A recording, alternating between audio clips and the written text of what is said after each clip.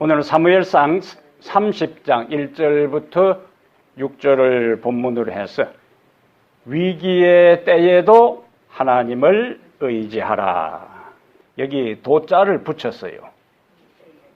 위기의 때에도 하나님을 의지하라 하는 이 도자가 하나 붙은 거하고 붙지 않는 거하고 무슨 차이가 있을까요? 평소에도 하나님을 의지하고 또 위기의 때에도 하나님을 의지하라. 우리 집 뒷뜰에 가수나무가 몇 그루 있어요. 사과, 배, 자두, 무화과, 대짓. 네. 무화과는 그대로 두고 다른 과일은 이제 꽃이 피고 난 다음에 조금 열매가 커갈 때에 적당하게 이제 솎아 주었어요. 그러니까 요즘 날이 따뜻하니까 하루가 다르게 배도 커지고 사과도 점점 굵어지는 것을 이제 봐요. 이미 열매는 생겼어요. 그러나 아직 뭐 할 때는 안 됐어요? 따먹을 때는 안 됐어요. 열매는 이미 있지만은 아직 따먹을 때는 안 됐어요. 뭐 해야 되는 거예요? 익을 때까지 기다려야 되는 거예요. 하나님께서 사무엘을 통해서 다윗에게 왕으로서 기름을 부었어요. 왕으로서 기름을 부었는데 아직 다윗은 대관식을 하지 못하고 끊임없이 그의 상전되는, 그의 상관되는, 그의 주군인 이 사울의 집요한 추적을 지금 계속 받고 있습니다. 평소에 우리가 다윗을 떠올릴 때에 다윗의 이미지는 여호와께 묻자와, 이게 다윗의 인생의 특징 짓는, 그리고 다윗을 다윗되게 하는 특징이었어요. 어떤 경우에도 그는 끊임없이 여호와께 묻자와, 이것을 다윗을 다윗되게 한 특징이었습니다. 근데 아브라함의 삶 가운데서도, 아브라함을 우리가 믿음의 조상이라 하지만은 그의 삶에 항상 믿음으로 선택한 것이 아닌 것처럼 다윗의 삶을 특징 짓는 여호와께 묻자와라는 이것이 다윗의 삶의 한 장면에 있어서는 하나님께 묻지 아니하고 하나님을 의지하지 아니하고 그가 자신의 방법과 자신의 판단, 자신의 잔꾀로 자신이 처해 있는 문제를 해결하려고 시도한 모습들이 나타납니다. 오늘 본문은 하나님께 의지하지 아니하고 여호와께 묻지 아니하고 여호와께 엎드려 간구하지 아니한 그 결과가 오늘 사무엘상 30장의 사건을 초래한 원인 제공이 되는 거예요. 하나님을 의지하지 않을 때, 오늘 제목은 위기의 때에도 하나님을 의지하라 하는 제목인데, 그럼 하나님을 의지하지 않을 때는 어떤 상황에 처하게 되는가? 첫 번째는 환경에 지배받고 상황은 더 악화된다. 이것이 뭐라고요? 하나님을 의지하지 않을 때 나타나는 현상이에요. 환경의 지배를 받고 상황은 더 악화된다. 25장 1절에 한번 가보겠어요. 30장의 흐름을 알려면은 25장부터 우리가 추적해서 올라와야 합니다. 왜 다윗이 평소에 여호와께 묻자와 가로되 여호와를 의지하고 찾았던 그가 이와 같은 어려움에 초래하게 되었는가? 25장 1절에 보니까 사무엘이 죽음에, 이 사무엘이 죽은 거하고 다윗의 삶하고 어떤 관계가 있을까요? 다윗의 인생에 사무엘은 어떤 관계가 있어요? 다윗에게 기름을 부은 사람이고 선지자고, 그 다음에 다윗이 사울의 추적을 받으면서 힘들고 지치고 엄청난 스트레스를 감당할 수 없을 때마다 그는 가끔씩 누구를 찾아갔어요? 사무엘을 찾아갔어요. 그리고는 위로를 받고 그 다음에 용기를 얻고 그 다음에 새로운 힘을 얻고 내가 마지막 순간까지 누구를 의지해야 되겠다? 하나님을 의지해야 되겠다는 것을 누구를 통해서? 사무엘을 통해서 배웠어요. 그런데 25장에 사무엘이 죽음에. 그러면 인간적인 측면에서 다윗을 그나마 보호하고 있었던 보호막이 제거된 거예요. 다윗의 정신적인, 다윗의 영적인 지주가 제거된 거예요. 다윗은 과거 어느 때보다도 지금까지도 힘든 삶을 살아왔지만은 다른 어느 때보다도 더 큰 위기의식을 그가 이제 느끼게 된 거예요. 이제 찾아갈 사람도 없어요. 그를 위하여 왕에게 변호해 줄 사람도 없습니다. 그 삶이 지치고 힘들 때에 가서 위로를 받고 용기를 얻고 기도를 받고 자신의 삶을 있는 그대로 다 내놓고 상담할 사람도 죽었어요. 사라졌어요.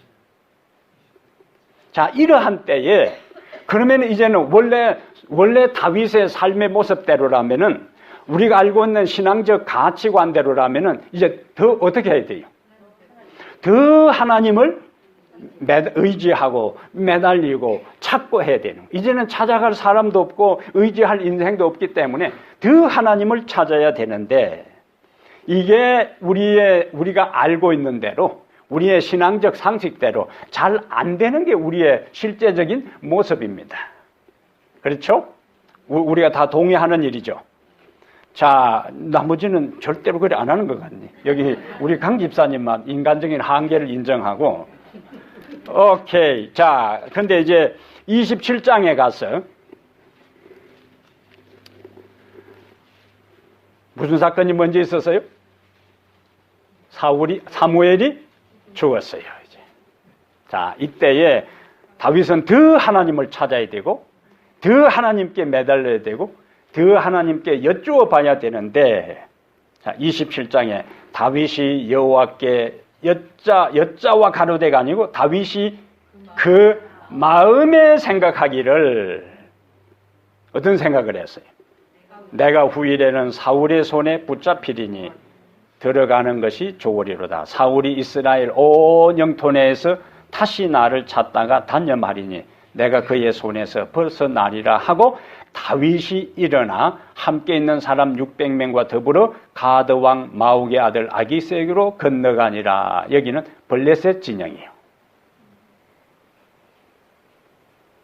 블레셋은 이스라엘의 적성 국가입니다. 이전에 다윗은 블레셋 장군 골리앗을 쳐 죽인 바로 그 나라예요. 거기서는 우상 숭배하는 나라입니다. 그러나 하나님을 섬기지 않는 나라예요.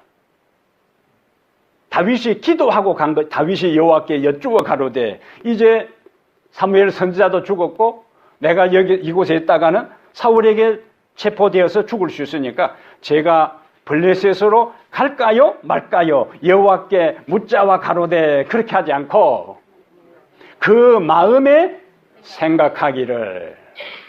성경의 구절들은요 한 구절 한 구절 그 표현이 그냥 나온 게 아니라 하나님의 영감적인 표현입니다. 다윗이 그 마음에 생각하기를. 그리고는 블레셋에 들어갔어요. 근데 우리가 여기 생각할 것은 여호와께 묻고 여호와께 무릎을 꿇고 여호와께 기도하여 그분의 안내와 인도를 받아서 우리의 삶을 살아갈 때와 여호와께 묻지 않고 자기가 판단하고 자기가 결정하고 했을 때도 우선 처음에는 큰 차이가 없을 수가 있어요. 여기에서 우리가 다 넘어가는 겁니다. 이곳에 이제 가서 납작 엎드렸어요. 무엇을 위해서? 생존을 위해서. 이전에도 한번 블레셋 땅에 간 적이 있습니다. 그때는 혼자 갔어요. 근데 이번에는 600명인 자기 휘하의 부하들을 이끌고 갔어요. 블레셋 왕의 입장에서는 제 발로 걸어 들어갔어요. 블레셋 왕의 입장에서는 이전에 다윗을 함부로 어떻게 할 수도 없는 사람이 납작 엎드려 가지고 자기 그늘 아래 도피처를 찾을 때에 이 블레셋 왕의 입장에서는 블레셋 다른 사람들에게 크게 자기 자신을 드러낼 수 있는 기회가 된 겁니다. 우선 하나님께 기도하지 아니하고 결정해도 당장은 어려움은 없고 잘 풀려나갑니다. 잘 풀려나가야지. 그래서 이 6절에 보면은 아기스가 그날에 어디를 주어요? 시글락을 그에게 주었으므로 시글락이 오늘까지 유다 왕에게 속하니라. 이제 다윗이 자기 휘하의 600명의 부하들과 함께 거할 수 있는 성도 하나 얻었어요. 이제. 생각한 대로 이제 되는 겁니다. 더 이상 뭐 할 필요가 없어요. 사울의 추적을 피해 도망갈 필요가 없어요. 그 600명의 권솔들을 이끌고 이 골짝 이 마을 저 산으로 도망 다니면서 그들을 먹이는 것은 보통 문제가 아니에요. 이제는 한 성에서 더 이상 쫓길 필요도 없이 안전하게 편안하게 할 수 있게 된 것입니다. 여호와께 묻지 아니하고도 이렇게 됐어요. 얼마 동안 그곳에 있었는가? 7절에 보면은 다윗이 블레셋 사람들의 지방에 산 날수는 자그마치 얼마요? 1년 4개월, 16개월 동안 그곳에 있었어요. 그런데 하나님께 기도하지 아니하고 자신의 생각을 따라 결정했을 때에 잘 되는 것처럼 보여도 또 다른 위기가 찾아옵니다. 그러나 반대로 하나님께 기도하고 결정해도 어려움은 있어요. 그러나 결론이 다르다. 결론이 하나님께 기도하고 행한 일들은 모든 것이 순조롭게 진행되는 것만이 아니고 또 하나님께 기도하지 아니하고 결정했다 해가지고 항상 어려움만 있는 것도 아니기 때문에 우리는 전체적인 시각과 안목을 가지고 우리의 인생을 바라볼 필요가 있다. 그래서 성경을 우리가 깊이 읽고 연구를 해야 돼요. 다윗의 입장에서는 그의 부하들도 이제 우리 대장이 참으로 바른 판단을 했구나. 더 이상 이제 대장 따라다니면서 고생할 필요가 없게 되잖아요. 다윗을 더 존경하게 되는 거예요. 절묘한 한 수, 보통 우리가 결정적으로 그 선택한 것이 딱 맞아들 때 신의 한 수라 하는 말을 써요. 신의 한 수. 다윗이 블레셋에 들어가기로 한 것은 본인의 생각이나 그 부하들이 생각할 때는 뭐요? 신의 한 수였어. 그러나 나중에 보면 그거는 악수였어요. 절묘한 신의 한 수가 아니라 그것은 잘못 던진 한 수였다.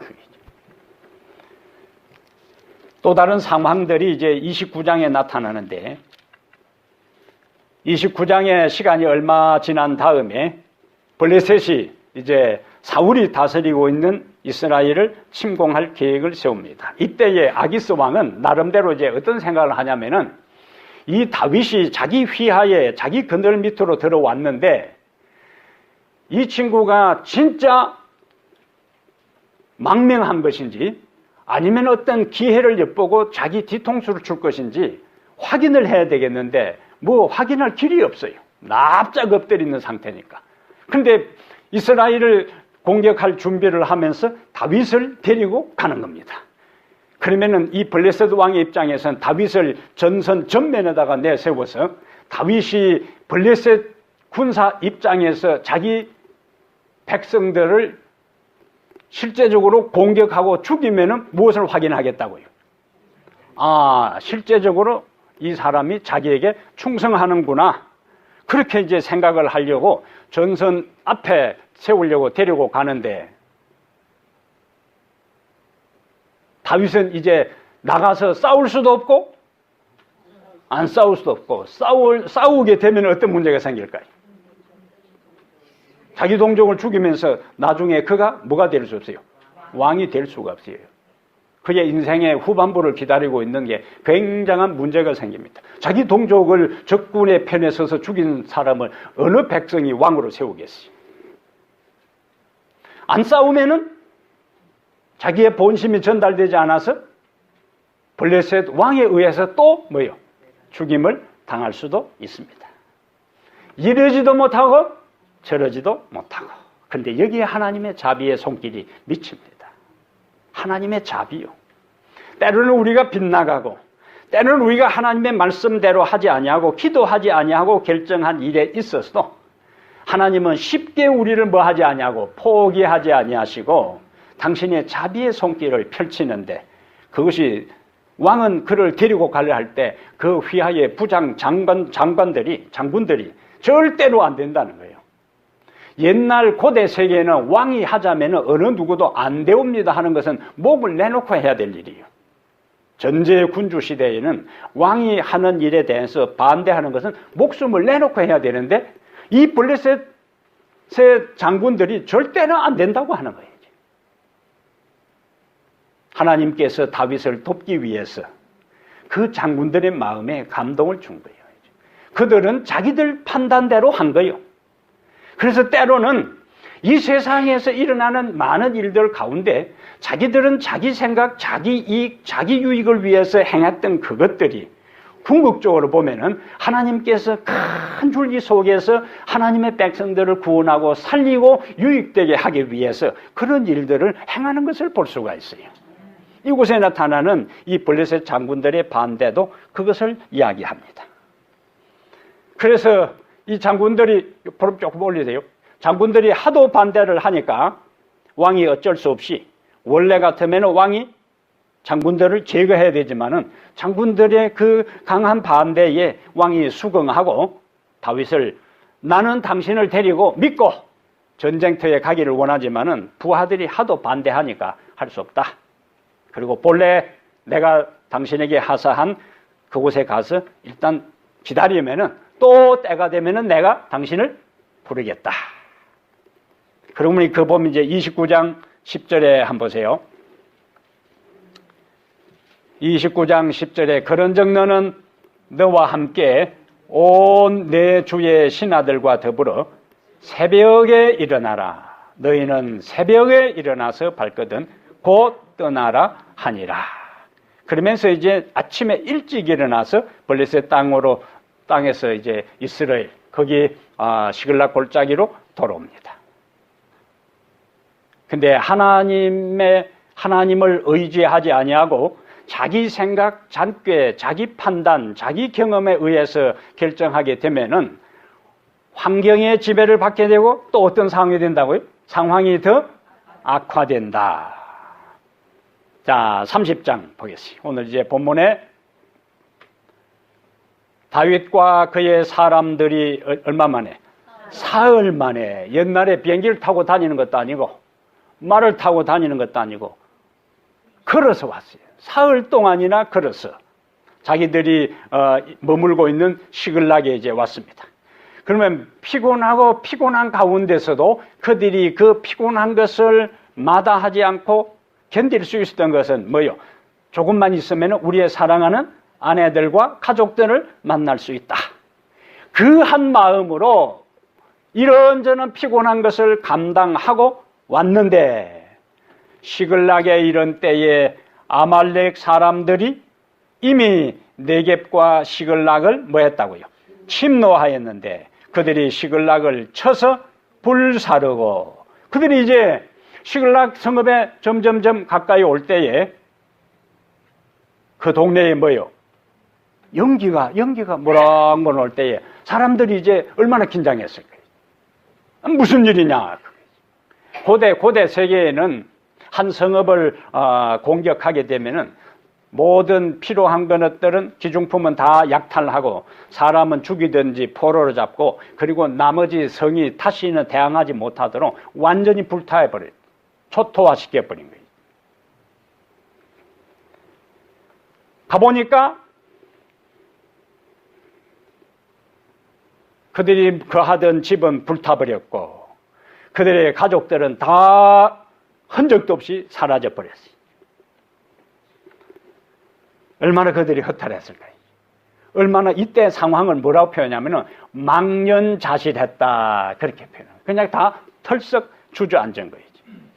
얼마나 힘들었으면 4절에 보면은 다윗과 그와 함께한 백성이 울 기력이 없도록 소리를 높여 울었더라. 울 기력이 없도록 소리를 높여 울었더라.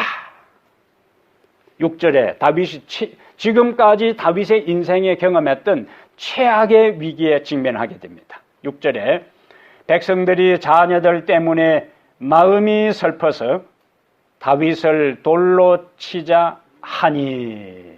지금까지는 다윗은 다른 사람 손에, 특히 사울의 손에, 그리고 사울의 군사들에 의해서 죽을 뻔한 상황이었는데, 여기에 있는 이 600명의 휘하의 부하들은 아둘람 동굴에서부터 자발적으로 찾아온 사람들이, 자기들 스스로 찾아와서 다윗을 따르겠다고 한 사람들이, 그리고 지금까지 숱한 고비, 숱한 삶의 어려움 당할 때마다 항상 그들은 누구 곁에 있었는가? 다윗 곁에 있었어요. 다윗을 지켰고 다윗의 명령에 절대 순종하고 복종한 사람들이고 지금까지 생사고락을 함께 한 사람들이었어요. 그런데 이들이 어떻게 한다고요? 돌을 들어 다윗을 치자. 이 군중 심리는요, 이성에 의해 움직이지 않고 감정에 의해 움직입니다. 몇 사람이 선동해서 그것이 불이 붙기 시작하면은 걷잡을 수 없이 번져나가요. 통제불능의 상태로 빠집니다. 그동안 주변 사람들이 다윗을 공격할 때는 다윗은 나름대로 자기 휘하의 부하들이 자기를 보호하고 지켜주었지만은 가장 가까이에 있는 600여 명의 부하들이 다윗을 죽이려고 달라들 때는 이거는 피할 길이 없는 겁니다. 여기서 그의 인생은 최고의 위기에 봉착하게 돼요. 지금까지 블레셋에 들어가서 우선은 납작 엎드렸어. 자존심 다 죽이고 훗날을 기약한다는 명분으로 영적인 하나님의 백성이 하나님을 섬기지 않는 이방 나라에 들어가서 미친 채도 하고 거짓말도 하고 완전히 위선자 노릇을 하면서 지금까지 잘 살아남았어요. 그리고는 여기 한 동네를 무상으로 대여받아서 안전하게 있을 것이라고 생각했는데 그 동네는 불타버리고 자기 곁에서 자기를 지켜줄 것이라고 평생을 같이 할 것이라고 생각했던 부하들이 자기를 죽이려고 하는 것입니다. 하나님을 의지하지 아니할 때 상황은 더 악화되는 것입니다. 6절의 마지막에 크게 다급하였으나, 이게 이제 중요한 거예요. 크게 다급하였으나 반전되는 거예요. 이제. 그의 하나님 여호와를 힘입고 용기를 얻었더라. 그럼 왜 하나님께서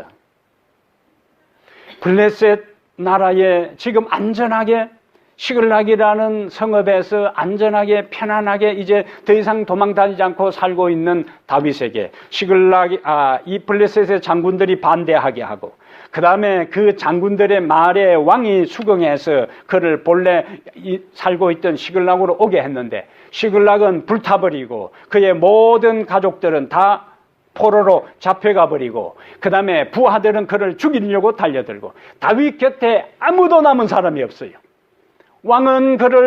사울 왕은 그를 죽이려고 하고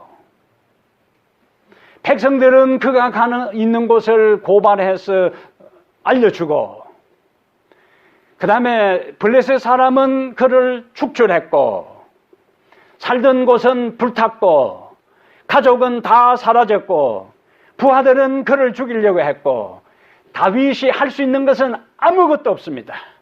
하나님께서 왜 다윗을 이 최악의 상황으로 막다른 골목으로 몰아 넣었을까요? 인간을 의지하지 말고 누구만을 의지하라고요? 하나님만을 의지하라. 인간을 의지하지 말고 누구를? 하나님만을 의지하라. 이 교훈을 그에게 뼛속 깊이 스며들도록 하기 위해 인간이 처할 수 있는, 인간이 해결할 수 없는 최악의 상황으로 다윗을 몰아넣은 거예요. 다윗이 때 그 전개되는 상황 속에서 그 다급한 상황 속에 깨달은 것이 있어요. 내 주변에 있는 이 부하들도 영원히 나와 함께 하는 것이 아니구나. 상황이 틀어지면은 이들도 나를 향해서 돌팔매질을 하고 칼을 휘두를 수 있는 사람들이구나. 그러므로 내가 유일하게 내 전 존재를 걸고 의지해야 할 유일한 존재는 여호와 하나님밖에 없구나 하는 것을 그 짧은 순간에, 그 위기의 순간에, 그 공경의 순간에 다윗은 깨닫게 된 것입니다. 그래서 그 짧은 순간에 그는 지금까지 살아왔던 과거의 삶 가운데 여호와 하나님이 삶의 고비고비마다, 인생의 굴곡굴곡마다 어떻게 자기의 기도를 들어주시고 그 고비를 극복하고 위기를 타개하고 어려움을 정복하게 했는지 그 짧은 순간에 여호와 하나님을 떠올리면서 여호와 하나님께 자신의 힘든 상황을 내놓고 간구하기 시작합니다. 여호와를 힘입고 용기를 얻었더라. 7절에 보면은, 보름 조금 더 올리세요. 7절에 보면은 다윗이 아히멜렉의 아들 제사장 아비아달에게 이르되 원하건대 에봇을 내게로 가져오라. 아비아달이 에봇을 다윗에게로 가져가매. 자, 그다음 뭐가 나와요? 다 8절에 다윗이 여호와께 묻자와 이르되, 드디어 다윗이 본래 상태로 돌아옵니다. 본래의 신앙이 여기서 이제 다른 거예요. 무엇을 통해서? 인생의 막다른 골목에서 자기 주변에 아무도 없는 순간, 사람으로서는 자기의 절대 절명의 위기에서 자기를 구원해 줄 사람이 아무도 없다는 그 상황을 깨달을 새에 비로소 그는 다시 뭐 하기 시작한다고요? 여호와께 묻자와 이르되, 내가 이 군대를 추격하면 따라잡겠나이까 하니 여호와께서 그에게 대답하시되. 자, 다윗은 여호와께 묻고 여호와는 그에게 대답하고, 묻고 대답하고 대화, 기도입니다. 여호와께서 그에게 대답하시되 그를 쫓아가라. 내가 반드시 따라잡고 도로 찾으리라. 이 단어가 중요해요. 도로 찾으리라. 그를 쫓아가라. 네가 반드시 따라잡고 도로 찾으리라. 하나님께서 그의 간구에 뭐 하셨다?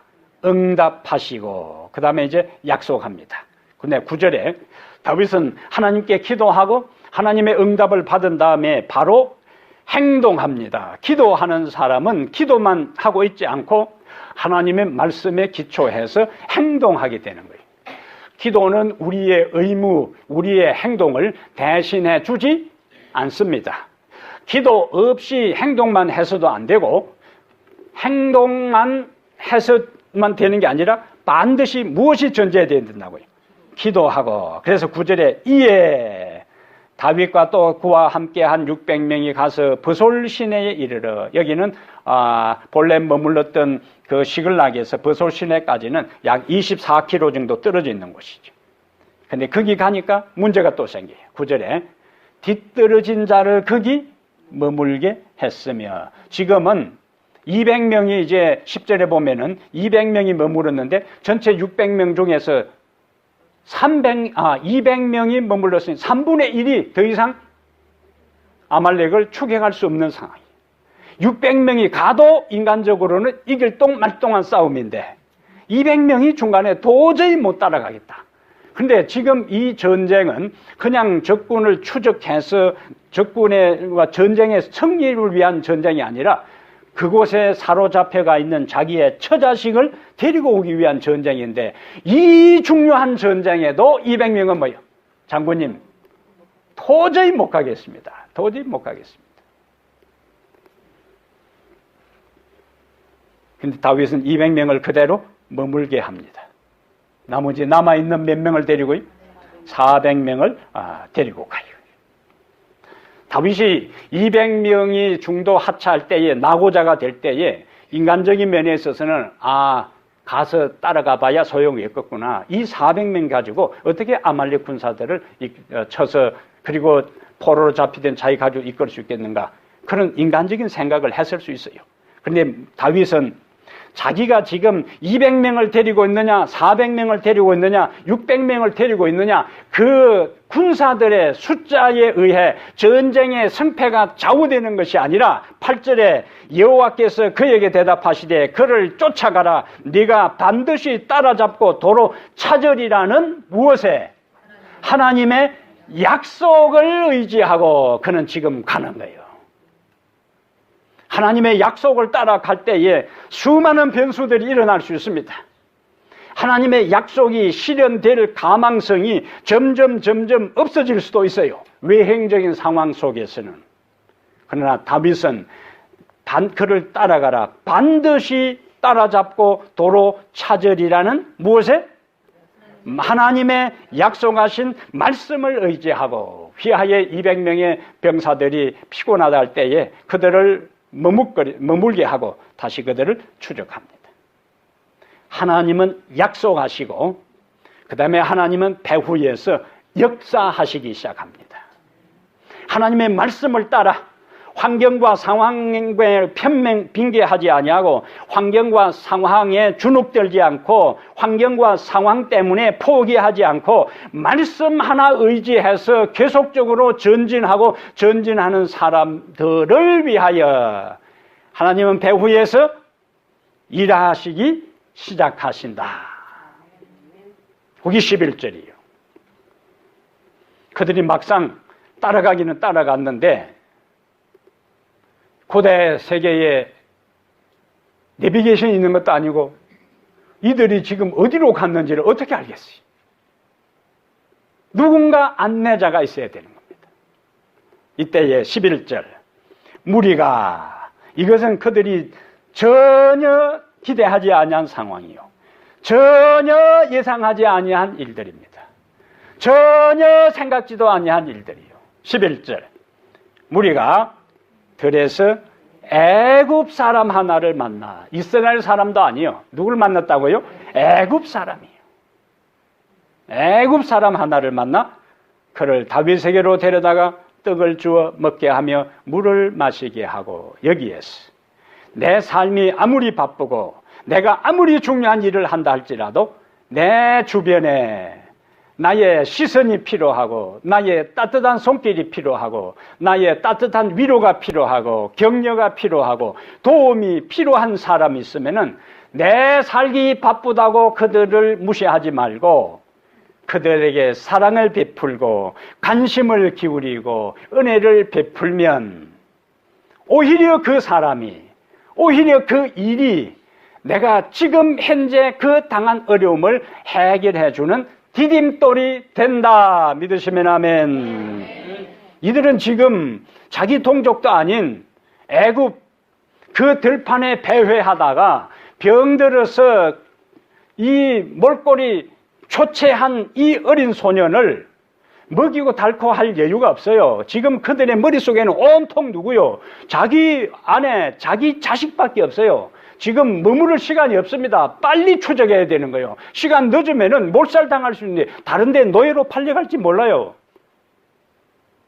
그러한 다급한 상황에서도 그들은 한 애굽 사람을, 병든 애굽 사람을, 배고픈 애굽 사람을, 그 들판에서 배회하고 방황하는 애굽 사람을 불쌍히 여기고 동정하고 사랑을 베풀었어요.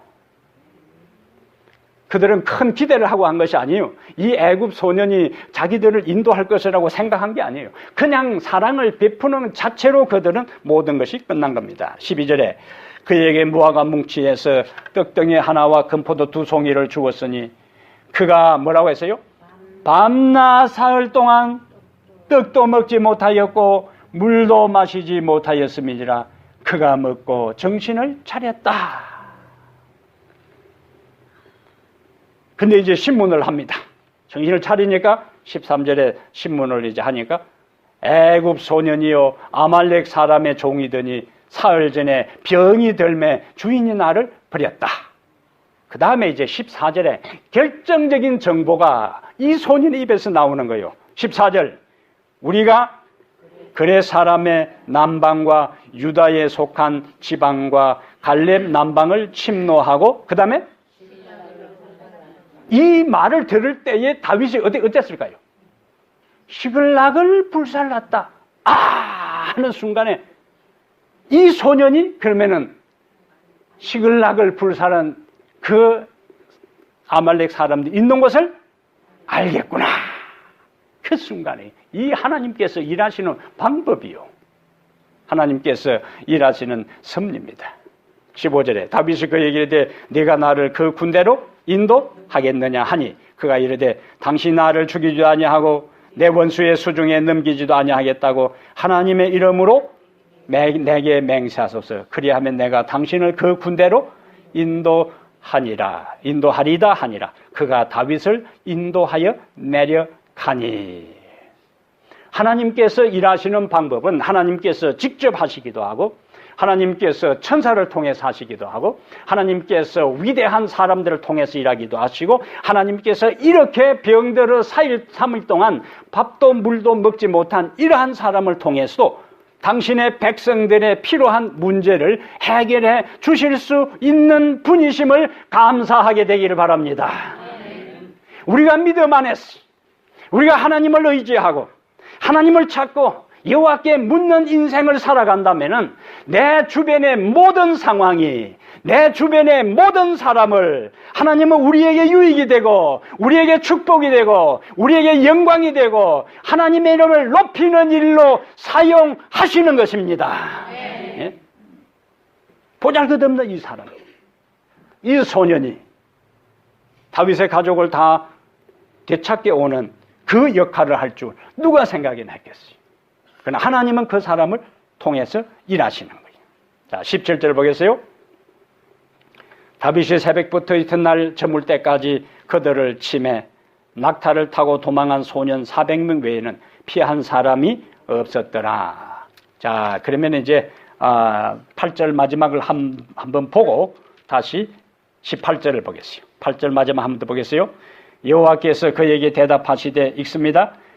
그를 쫓아가라. 네가 반드시 따라잡고 도로 찾으리라. 그 마지막 단어가 이제 찾으리라. 자, 18절. 다윗이 아말렉 사람들이 빼앗아 갔던 모든 것을 도로 찾고 그의 두 아내를 구원하였고 그들이 약탈하였던 것 곧 무리의 자녀들이나 빼앗겼던 것은 크고 작은 것을 막론하고 아무것도 잃은 것이 없이 모두 다윗이 도로 찾아왔고. 아멘. 하나님께서 뭐라고 약속하셨어요? 추적하라. 반드시 도로 찾으리라.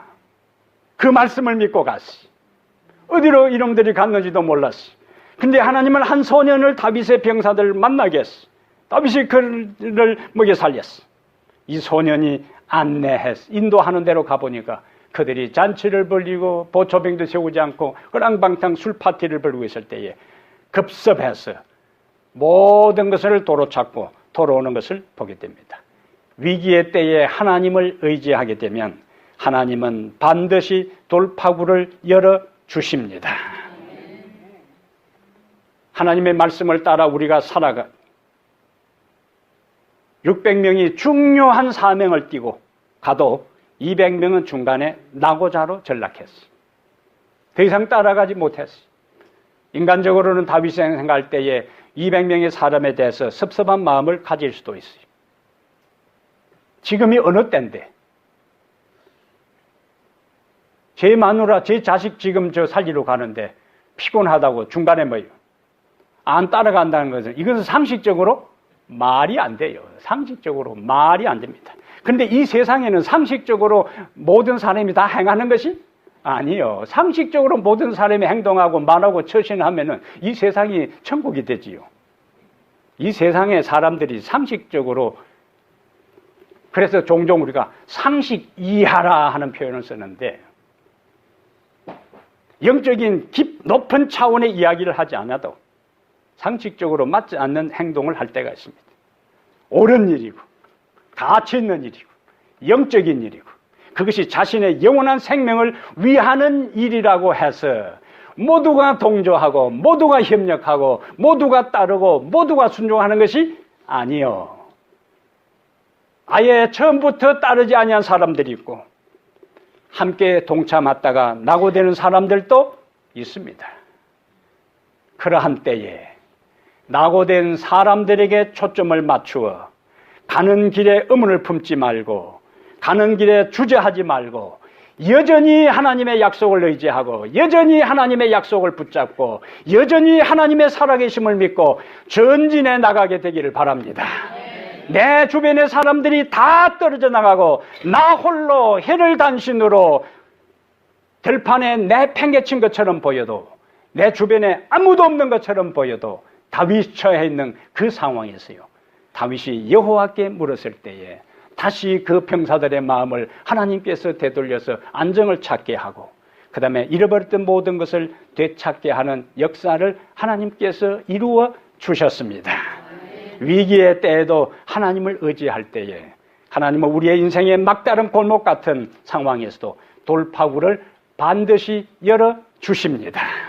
기도하고 나갔을 때에 무조건 출발했을 때에 하나님의 약속을 믿고 나갔을 때에 소년을 보내주었고 전쟁에서 이기게 하고 모든 것을 도로 찾게 했던 것처럼 우리의 필요한 문제를 그것을 하나님께서 어떻게 해결해 줄지 언제 응답해 줄지 모르지만은 포기하지 아니하고 믿음을 가지고 인내하면서 약속에 의지해서 전진하고 나가면 하나님께서 말씀하신 대로 하나님께서 약속하신 대로 반드시 이루어 주시고 응답해 주시고 성취해 주시고 모든 것을 달성해 주신다는 사실을 믿게 되기를 바랍니다. 이제 우리는 어린이 반을 다시 재건하는 문제와 청년반을 다시 재건하는 문제를 위해 기도하고 있습니다. 외행적으로는 그것이 언제 이루어질지 우리의 자녀들을 위한 기도, 교회의 부흥을 위한 기도, 그 가능성이 전혀 보이지 않아도 하나님의 살아계심을 믿고 그분의 능력을 믿고 그분의 약속을 믿고 기도하게 될 때에 생각지도 아니한 소년을 만나게 해서 인도하신 그 하나님은 생각지도 아니한 일꾼을 우리에게 보내주실 것이고 생각지도 아니한 영혼들을 보내주실 것이고 생각지도 아니한 방법으로 우리의 기도에 우리의 소원에 우리의 간구에 응답해 주시는 하나님을 다시 한번 확신하게 되기를 바랍니다. 다윗을 다윗되게 했던 그 특징 여호와께 묻자와 가로되 잠시 그가 연약하여 그렇게 하지 않았을지라도 하나님은 여전히 그를 포기하지 아니하시고 다시 기회를 주어서 여호와께 묻게 하시고 약속하시고 이루게 하신 하나님, 우리가 연약하고 넘어질지라도 쉽게 우리를 포기하지 아니하시니까 다시 일어나 여호와를 찾고 다시 일어나 여호와를 붙잡고 다시 일어나 여호와를 의지하며 살아가. 우리의 모든 삶의 문제가 해결되고 교회의 모든 문제가 풀려지고 우리의 간구와 기도를 통하여 부흥의 역사와 놀라운 축복을 경험하며 살아가는 성도들 되기를 축복합니다. 우리가 꼭 필요할 때에 주께서 우리와 함께 하시는 주의 놀라운 자비와 주의 임재를 인해 감사합니다. 언제나 주님을 우리가 의지해야 하지만 다윗처럼 인간의 연약함으로 인해 현실에 압도당하고 상황에 지배당하여 주님을 바라보고 주님을 의지하는 대신에 인간적인 술수와 교회와 사람을 의지할 때가 있습니다. 하나님 우리 아버지, 우리의 연약함을 용서하여 주시옵소서.